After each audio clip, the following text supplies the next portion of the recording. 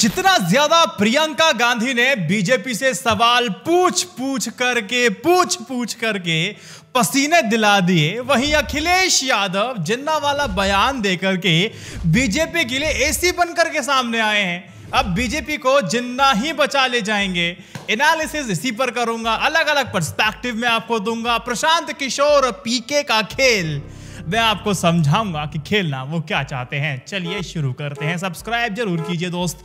प्रियंका गांधी बहुत aggressive mode में भाजपा सपा बसपा पर निशाने साध रही हैं।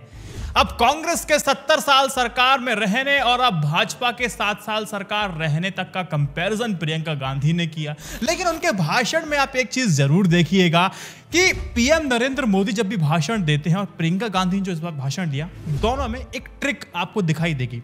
प्रधानमंत्री नरेंद्र मोदी आमतौर पर जब स्थानीय लोगों से कनेक्ट करने के लिए उन्हीं की बोलचाल वाली भाषा में, यानी कि स्थानीय भाषा में अपना संबोधन करते हैं, कॉन्वर्सेशन को करते हैं ताकि कनेक्ट कर सके।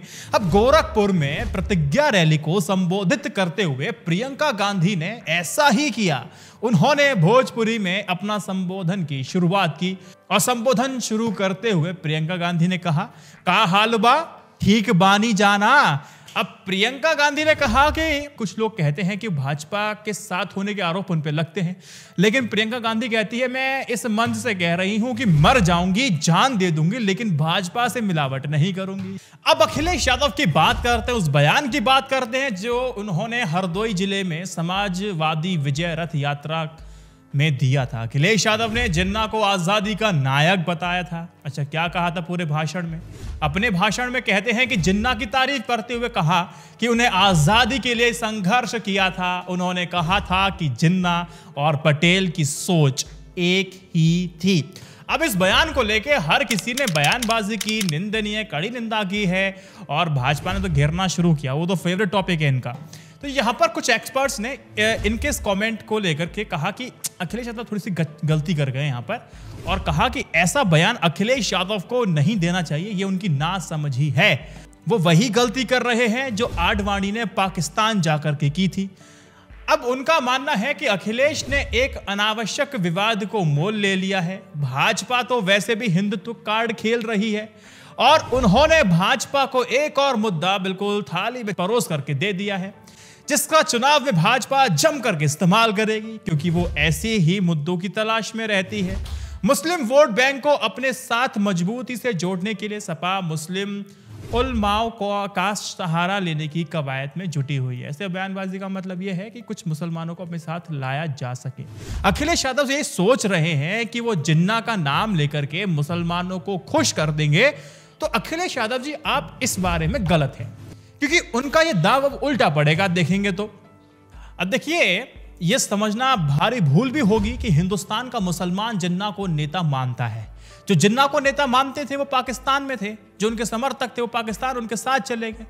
अब हिंदुस्तान में जो मुसलमान रह गए हैं वो गांधी, नेहरू, पटेल की वजह से रुके थे। अब जिन्ना का जिक्र आजाद भारत में और जिन्ना को उनके समकक्ष रखना, किसके समकक्ष रखना? गांधी, नेहरू, पटेल का अपमान माना जाएगा। वो चाहते तो खान अब्दुल गफ्फार खान का नाम ले सकते थे, मौलाना आजाद का नाम ले सकते थे, लेकिन उन्होंने नाम किसका लिया? मोहम्मद अली जिन्ना का। देखिए, अखिलेश के इस बयान से बीजेपी को बचने का भरपूर मौका मिल चुका है। अब देखो, कहां हम लोग सवाल पूछना चाह रहे थे, प्रियंका गांधी लगी हुई थी, तमाम विपक्ष लगा हुआ सवाल पूछने में कि भैया एलपीजी के सिलेंडर बढ़ चुके हैं। मतलब इतना बुरा हाल है कि 900 रुपए के एलपीजी सिलेंडर, पेट्रोल के दाम बढ़ रहे हैं, डीजल के दाम बढ़ रहे हैं, सरकार से सवाल पूछ रहे हैं और कहते हैं कि एलपीजी के सिलेंडर दाम कितने बढ़ रहे हैं। लॉ एंड ऑर्डर को लेकर सवाल योगी आदित्यनाथ से पूछे जा रहे थे। 2 दिन पहले सुइसाइड अयोध्या में हुआ था, उसको लेकर के सरकार से सवाल पूछे जा रहे थे।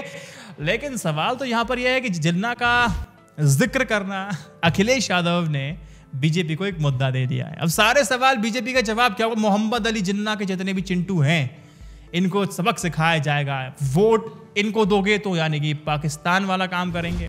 मतलब यह है कि बीजेपी को ही जिन्ना बचाएंगे, क्योंकि कोई भी सवाल पूछेगा तो इन लोग सीधे जिन्ना पर ले जाएंगे। अल्टीमेटली हम पॉजिटिव पॉलिटिक्स की कोशिश कर रहे हैं, जगह जगह जाकर के बातें हो रही हैं, लेकिन नेगेटिव पॉलिटिक्स हम और आप देखेंगे। अब शुरू हो जाएगा, माहौल बन चुका है। अब अपनी अगली खबर की तरफ बढ़ते हैं दोस्त। प्रशांत किशोर ने कहा राहुल गांधी जी शायद इस भ्रम में हैं कि मोदी के सत्ता में रहने तक ही भाजपा मजबूत है, उसके बाद तो मटिया पलीद भाजपा की होनी है।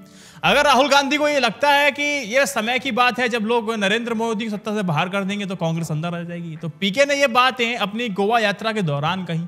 उन्होंने कहा कि जैसे कांग्रेस 40 सालों तक भारतीय राजनीति के केंद्र में रही है, वैसे ही भारतीय जनता पार्टी भी आने वाले दशकों तक भारतीय राजनीति में एक बड़ी ताकत बनी रहेगी।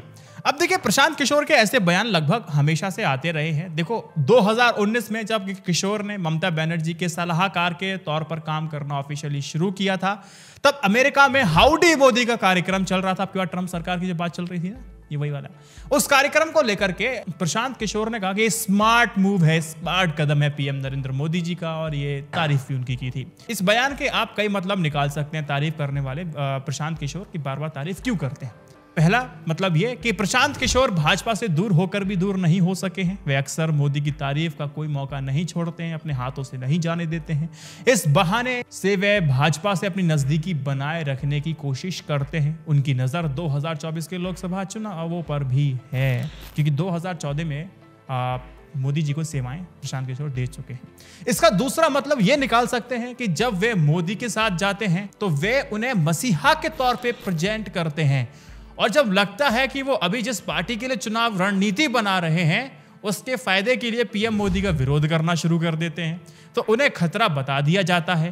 तो ऐसा लगता है कि प्रशांत किशोर जी आप खुद ना खुद अपने आप में कंफ्यूज हैं। कांग्रेस को कमजोर करने का काम प्रशांत किशोर कर रहे हैं, ऐसा कई सारे एक्सपर्ट्स कहते हैं। वो कह रहे हैं कि देखो, मौका देख करके तृणमूल कांग्रेस को मुख्य विपक्षी पार्टी के तौर पर उभारने की रणनीति पर प्रशांत किशोर काम कर रहे हैं।